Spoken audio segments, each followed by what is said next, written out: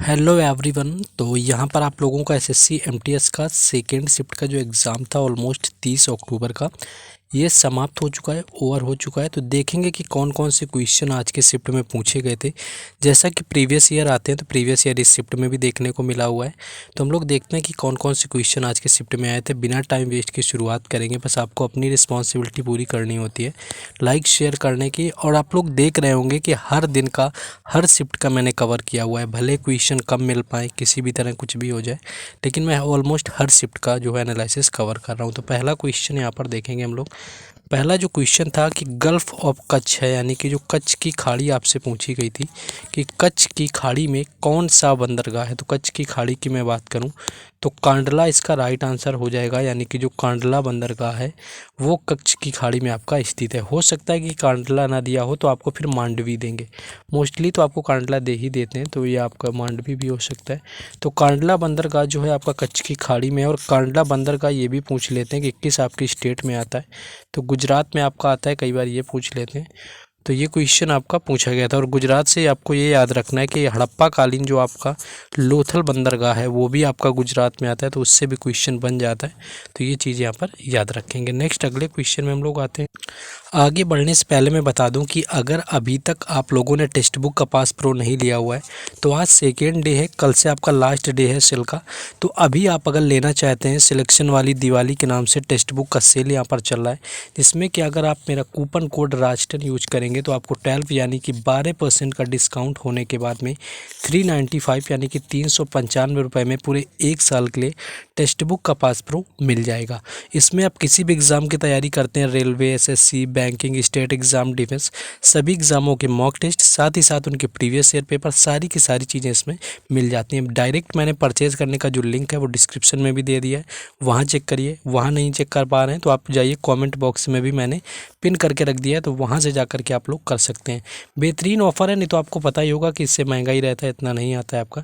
तो राजटन मेरा coupon code जरूर यूज करना, मुझे थोड़ा सा सपोर्ट मिलेगा आप लोगों से और आपको 395 में हो जाएगा। तो परचेज़ करने का लिंक डिस्क्रिप्शन में जाइए और परचेज़ करिए। आते हैं अपने टॉपिक के ऊपर। नेक्स्ट देखते हैं। हाँ, नेक्स्ट क्वेश्चन है कि चार मीनार कितने भागों में बटा हुआ है, ये आपसे पूछा था। या कितनी इसमें मीनारें हैं, तो मीनारों के हिसाब से बताएं। तो 4 मीनार इसके अंदर हैं। नाम से ही पता चल रहा होगा कि मीनारों की संख्या इतनी है, यानी कि 4 पार्ट में आपका डिवाइडेड है। इसको बनाया कब गया था, अगर इसकी मैं बात करूं तो 1591 में इसको बनाया गया था। यहाँ पर कुली कुतुब शाह ने इसको बनवाया हुआ था। अगर कभी शासक आपसे पूछे तो जो कुली कुतुब शाह हैं इन्होंने 4 मीनार को बनवाया हुआ था। और कई बार क्या पूछ लेते हैं कि ये किस आपकी स्टेट में आता है, आपकी जगह पर आता है।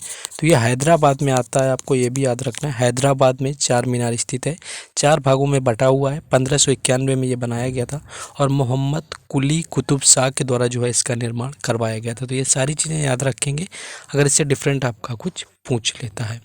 नेक्स्ट पूछा गया कि किस राज्य में दो सदन वाला आपका विधान मंडल है। देखिए जहाँ पर 2 होता है तो एक तो आपकी विधान परिषद होती है, इसको भी याद रखना है, और दूसरा आपका होता है विधानसभा। तो इसमें 2 होती हैं, विधानसभा भी होती है, विधान परिषद भी होती है। ये अभी तक कुल 6 राज्यों में है भारत के, और उनमें से आपको कोई भी राज्य दे सकता है। बिहार भी आपको दे सकता है, जम्मू कश्मीर भी दिया जा सकता है, कर्नाटक भी दे सकते हैं, महाराष्ट्र भी दे सकते हैं, तेलंगाना भी दे सकते हैं और उत्तर प्रदेश भी दे सकते हैं। इन जो 6 राज्य हैं इनमें से आपका द्विसदनात्मक विधान मंडल है, जिसमें कि आपका विधानसभा भी है और विधान परिषद भी है। तो इन्हीं 6 में से कोई एक ऑप्शन में गिवन होगा, that was your right answer. तो उसको देख लेना। देखिए क्वेश्चंस का पीडीएफ आपको हमेशा टेलीग्राम चैनल और व्हाट्सएप ग्रुप पर मिलेगा, उनके लिंक भी डिस्क्रिप्शन में दिए गए हैं। तो जा करके आपको वहाँ से जुड़ जाना है, तो आपको वहाँ पर पता चल जाएगा। नेक्स्ट क्वेश्चन है आपका कि हड़प्पा जो था आपका आज़ादी से पहले भारत के किस भाग में आता था या किस प्रांत में आता हुआ था। तो हड़प्पा की अगर मैं यहाँ पर बात करूँ तो हड़प्पा की खोज 1921 में दयाराम साहनी ने करी हुई थी, ये याद रखना है। दयाराम साहनी ने इसकी खोज करी हुई थी और ये पहले आपका पाकिस्तान के पंजाब प्रांत में आया हुआ था। तो इसी तरह से आपका ऑप्शन दिया होगा कि पाकिस्तान के पंजाब प्रांत में आपका जो है हड़प्पा आपका जो स्थल है वो आपका स्थित था। और कई बार क्या पूछते हैं, इससे डायरेक्ट इसकी रिवर पूछ लेते हैं कि हड़प्पा जो है वो किस नदी के किनारे बसा हुआ है, तो ये रावी नदी के किनारे, इसको भी याद रखना है, आपका रावी नदी के किनारे है। वहीं अगर मोहनजोदड़ो की बात करी जाए तो मोहनजोदड़ो आपका सिंधु नदी के किनारे, तो इनकी नदियाँ भी पूछते हैं, तो मोहनजोदड़ो सिंधु नदी के किनारे है, हड़प्पा आपका रावी नदी के किनारे। तो दोनों चीज़ें याद रखेंगे, पाकिस्तान के पंजाब प्रांत में आपका आता रहा है। नेक्स्ट क्वेश्चन आपके देखिए, ये पुस्तक ठीक ठाक पूछी गई है, झूठा सच, आपका झूठा नहीं है, आपका यहाँ पर झूठा सच हो जाएगा। और ये PYQ की बुक है आपकी कि झूठा सच जो है, इस पुस्तक के लेखक कौन है, तो यशपाल इसका राइट आंसर हो जाएगा। पहले भी ये बुक आपकी पूछी जा चुकी है, झूठा सच, तो यशपाल जो है इस क्वेश्चन का राइट आंसर था, जो कि झूठा सच के लेखक हैं। फर्स्ट शिफ्ट में आपके पूछे गए थे गॉड ऑफ स्मॉल थिंग्स पुस्तक, वो भी आपकी पूरी तरह से PYQ बेस्ड थी, जो कि अरुंधति रॉय की थी। तो आज की बुक जो आई है वो थोड़ी ठीक ठाक ही पूछी गई हैं, तो उसमें देख लेना है। नेक्स्ट क्वेश्चन है कि भारत के सुरक्षा जो सलाहकार हैं वो कौन है, तो अजीत कुमार डोभाल इसका राइट आंसर हो जाएगा। अजीत कुमार जो डोभाल हैं ये आपके राष्ट्रीय सुरक्षा सलाहकार हैं वर्तमान में भारत के, और इनसे भी क्वेश्चन आपका पहले भी पूछा जाता है, और अच्छा खासा क्वेश्चन है कि आपको मोस्टली लोगों को आंसर पता रहता है। तो अजीत कुमार डोभाल जो इस क्वेश्चन का राइट आंसर था। नेक्स्ट क्वेश्चन है, हाँ ये क्वेश्चन एक आपका पूछा था कि रोहन बोपन्ना टेनिस के जो है चैम्पियनशिप कब बना हुआ था, चैम्पियन कब आपका बना हुआ था। एक्चुअली आई थिंक इसमें आपका पूछा गया था कि विश्व का नंबर 1 कब बने, तो आपका अगर ये करंट से रिलेटेड क्वेश्चन था तो जनवरी 2024 की मैं बात करूं तो जनवरी 2023 में रोहन बोपन्ना विश्व के नंबर 1 आपके खिलाड़ी बने टेनिस के।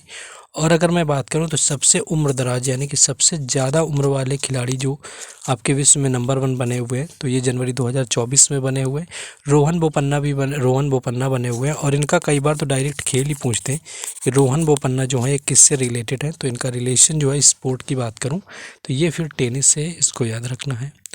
नेक्स्ट क्वेश्चन है आपका कि किस केंद्र शासित प्रदेश की साक्षरता जो दर है वो दूसरे नंबर पर आती है। देखिए पहले नंबर की मैं बात करूं तो पहले नंबर पर जो साक्षरता आती है वो आती है लक्षद्वीप की, आपको याद रखना है। दूसरे नंबर पर आती है आपकी दमन द्वीप की, तो इसको भी याद रखना है। दूसरे नंबर पर आपकी दमन द्वीप की है जो कि अप्रॉक्स 87% आती है। और वहीं स्टेट की जब बात होती है तो लक्षद्वीप से ज़्यादा जो आती है वो केरल की हो जाती है, यानी कि केरल की जो साक्षरता है वो लक्षद्वीप से ज़्यादा है, जो कि सबसे ज़्यादा है। उसके बाद आपका यूटी की बात करें तो लक्षद्वीप आता है, और उसके बाद दमन द्वीप 87% के साथ में, तो इसको भी याद रखना है। सबसे कम आपकी रहती है बिहार की, तो इसको याद रखना है। सबसे कम जो साक्षरता है वो कहाँ की है, तो वो बिहार की है। फिर नेक्स्ट क्वेश्चन आपका ये पूछा गया कि बिहार में गरीबी कितनी प्रतिशत है। देखिए ये टाइम टू टाइम वरी करती है, जैसे मैं 2019 की बात करूं 2019 से लेकर के जब 2021 का आंकड़ा देखा गया था तो इस समय आपकी अप्रॉक्स 33% थी, 33%। अभी करंट में ये 26% बची है, 26%। तो किस ईयर की पूछी थी, किस हिसाब से पूछी थी, और फिर आपको ऑप्शन किस तरह से दिए गए थे आपको यहाँ पर देखना था। तो बाकी 27 के अप्रॉक्स में 26.7 के दिया होगा अगर, तो फिर वही आपका राइट आंसर था, या फिर 33 के आपके आसपास देगा। तो यहाँ देख लेना, जैसे आप और पीछे जाएंगे तो ये गरीबी दर और ज़्यादा मिल जाएगी परसेंटेज में।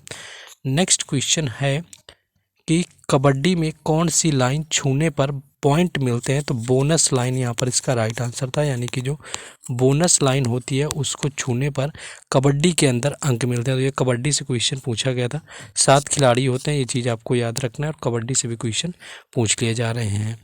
नेक्स्ट एक क्वेश्चन ये आया कि साइनोबैक्टीरिया क्या है। देखिए साइनोबैक्टीरिया की बात करें तो ये एक तरह के आपके नीले हरे शैवाल को ही आपका साइनोबैक्टीरिया कहा जाता है, जो नीले हरे शैवाल होते हैं। और इसमें क्या होता है कि पौधे की कुछ विशेषताएं पाई जाती हैं, तो ये आपका साइनोबैक्टीरिया होता है। तो आई होप किसी तरह के आपके ऑप्शन भी दिए होंगे। कुछ एक आध क्वेश्चन और मिला हुआ है, जैसे कि जिनकी मैं बात करूँ कि आपका कुछ देखिए फेस्टिवल यहाँ पर मैं भी कितने याद कर लेता हूँ, लेकिन पूरे फिर भी नहीं पढ़ते। जैसे आपका एक अट्टाली ईदू करके पूछा गया था कि किस यूटी का फेस्टिवल है, ये मुझे नहीं मैंने देखा हुआ है। कई बार मैं खुद इतने रिवीजन करता रहता हूँ, इतना रिवाइज करता हूँ कि फेस्टिवल कौन कहाँ का है, जो नए आते हैं उनको भी देख लेता हूँ, लेकिन हो जाता है कभी कभी फेस्टिवल खुद को भी नहीं पता रहा होता है। तो ये अट्टाली ईदू जिनका एग्ज़ाम था वो लोग बता देंगे, जो लोग सही किए हुए। एक क्वेश्चन है ये आपका फेस्टिवल का पूछा गया था, और एक ऐसे ही कुछ और फेस्टिवल का था था आपका, भाई को याद नहीं था। आई थिंक भाव सीगी करके कुछ आपका एक फेस्टिवल आया हुआ था, तो ये भाई ने वैसे ही भेजे, मुझे समझ नहीं आया तो मैंने लगा दिए। जिनका एग्ज़ाम था वो लोग याद कर लेंगे, या जो लोग कर गए हैं वो बिल्कुल कर सकते हैं। तो ये था आज का सेकेंड शिफ्ट का एनालिसिस। बाकी टेक्स्ट बुक लेना चाहते हैं तो उसका लिंक डिस्क्रिप्शन में दिया गया है, बेहतरीन ऑफर चला है, लीजिए। बाकी वीडियो को लाइक करिए, शेयर करिए, और चैनल को सब लोग जरूर सब्सक्राइब करें जो लोग सब्सक्राइब ना किए हो। मिलते हैं थर्ड शिफ्ट में। जय हिंद।